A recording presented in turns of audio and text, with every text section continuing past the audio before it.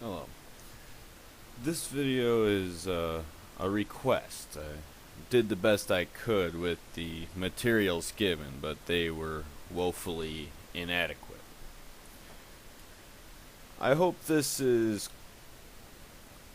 just as informative and a whole lot more factual. Alright. Long after the Roman Republic was established, the family structure started to change. No-fault divorce was employed. The man was no longer in control of the family.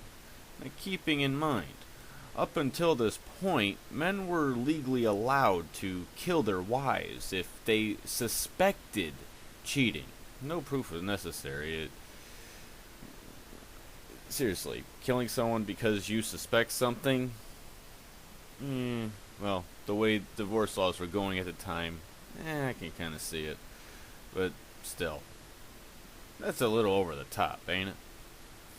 Anyways, the problem of paternity fraud became so bad that a saying literally was set in stone, which is how we found it, and we know that it exists. It was coined: maternity is certain, paternity not so. Yeah. Upon the dissolution of the Roman family, falling birthrights, are mirroring what the birthrights are here in the U.S. today. And female sexuality moving from private and monogamous to public and promiscuous. Sounds familiar.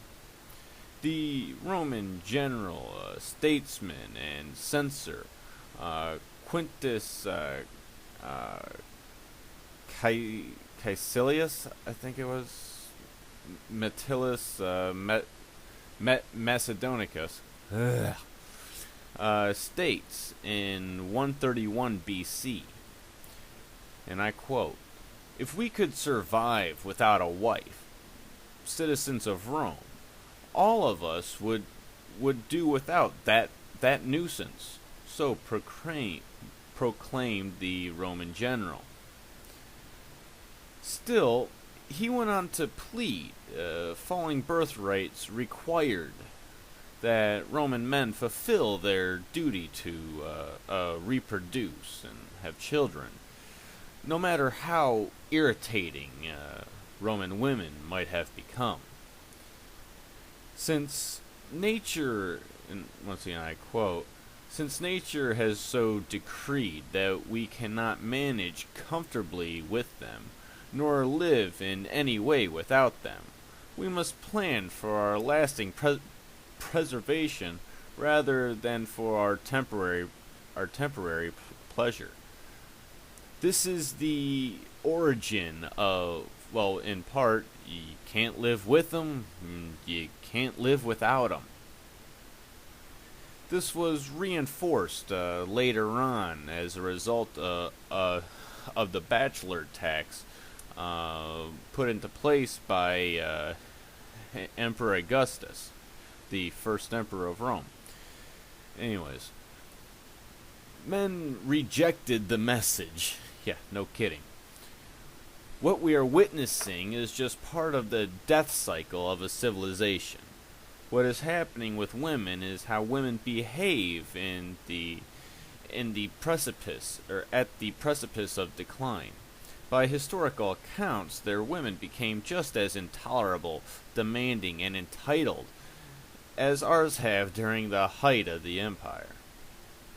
The death of the West has already happened. It is simply that they have not pulled the stimulus plug out yet. We are being held afloat by a debasement of our currency and mounting debt. I mean, seriously, currently we are printing so much money. It's literally nothing better than toilet paper. Seriously, virtual currency.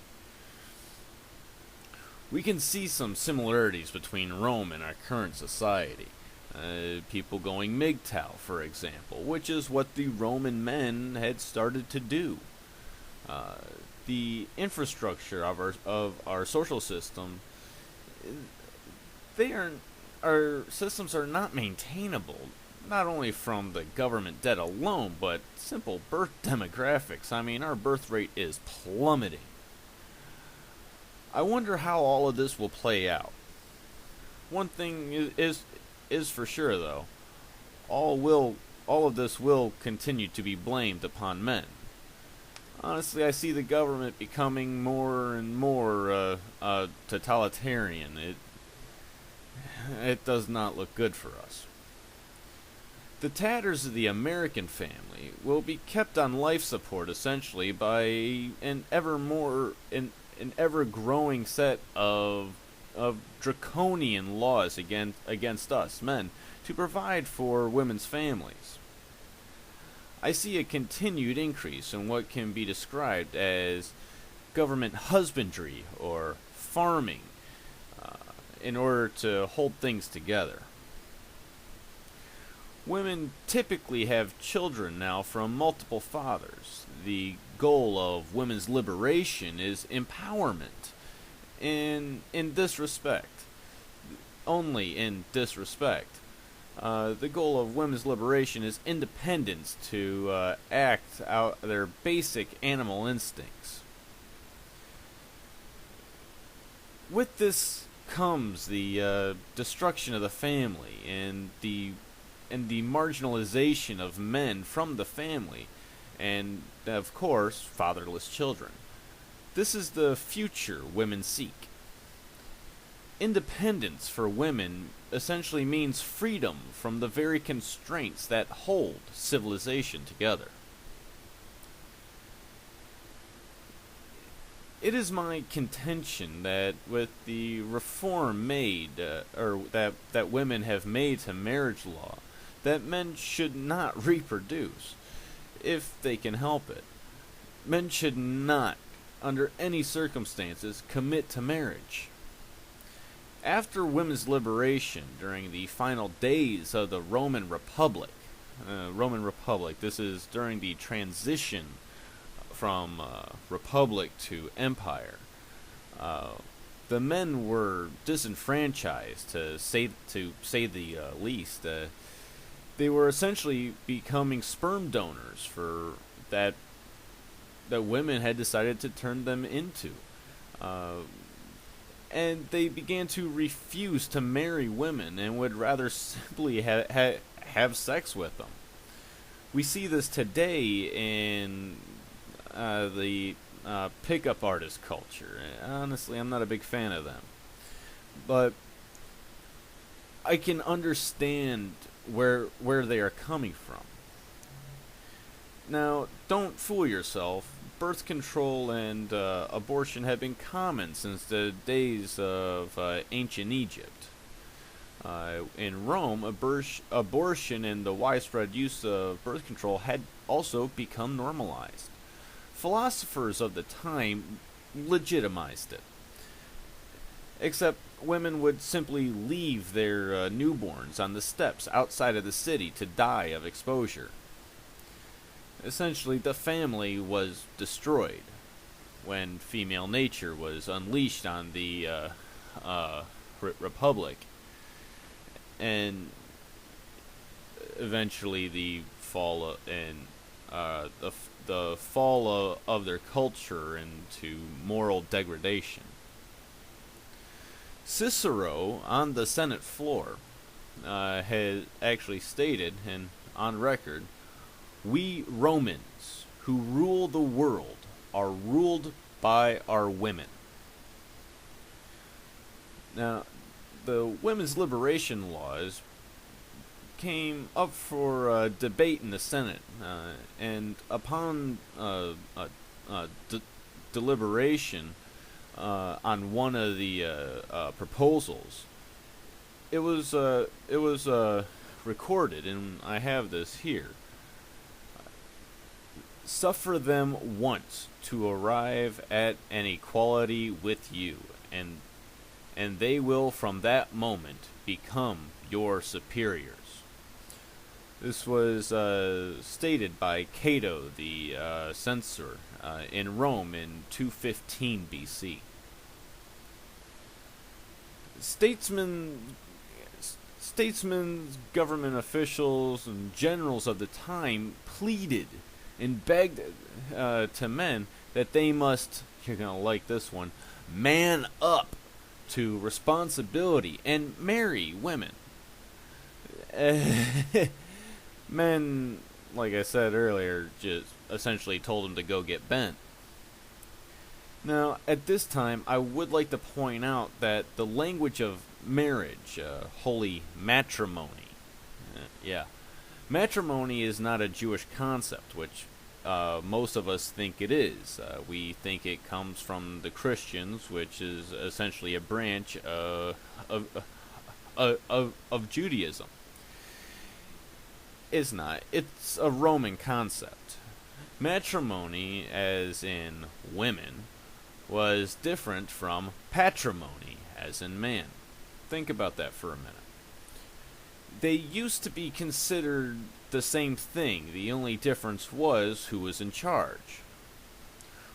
Also, since matrimony later became the legal language, patrimony had come to mean something else entirely. Currently, it is which is a holdback from the Roman era, and we have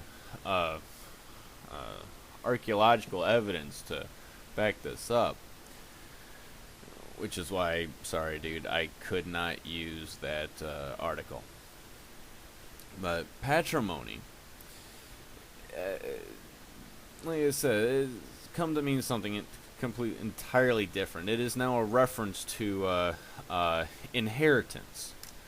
Now, in the Roman times, this inheritance from the man could only be passed to his wife upon his death if she was willingly, and she had to actually fill out some paperwork, but she had to willingly be under his control.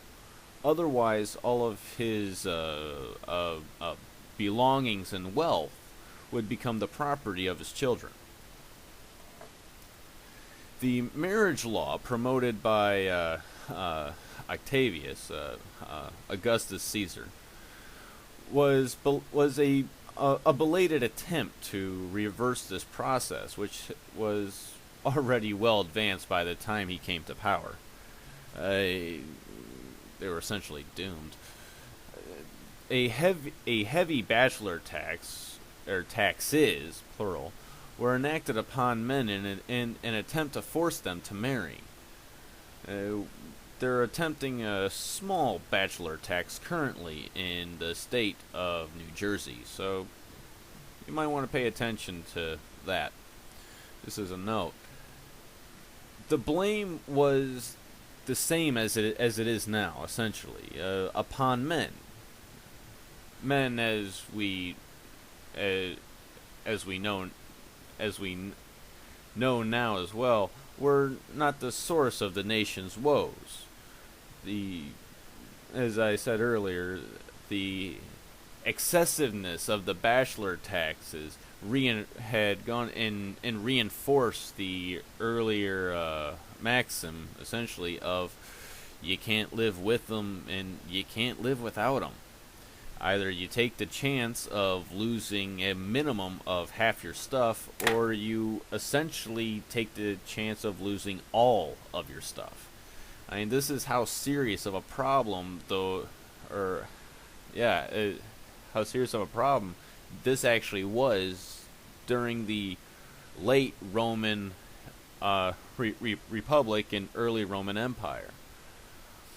Now, while going through and collecting some of this information and refreshing some of the information I already had, I accidentally came across some other things. This one involves Sparta. This same pattern was also seen in Sparta. I have two quotes from Aristotle here and one from Plato. First one from Aristotle. Well, here we go. The evil practices of the last and worst form of democracy are all found in tyrannies. Such are the power given to women in their families in the hope that they will inform against their husbands. Kind of sounds like our laws now for domestic violence. They call the cops to inform on a man for turning over an ashtray. Next one from Aristotle on Sparta. Women do not conspire against tyrants, and they are, of course, friendly to tyrants, since under them they have a good time. Now, on to Plato. This and no other is the root from which a tyrant springs. When he first appears, he is a protector, most especially of women.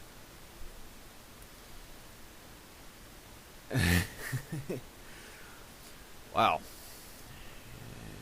I think that article was wrong on Babylon in many parts, but finding this on Sparta was honestly a shock. Most of this is in the lead up to the time of the first emperor. I must also point out that at the time of Augustus Caesar, when he came to power, no-fault divorce was so common. It was actually referenced by a traveler that Romans did not get a divorce. They just divorced. Essentially, all that was necessary was just walking away.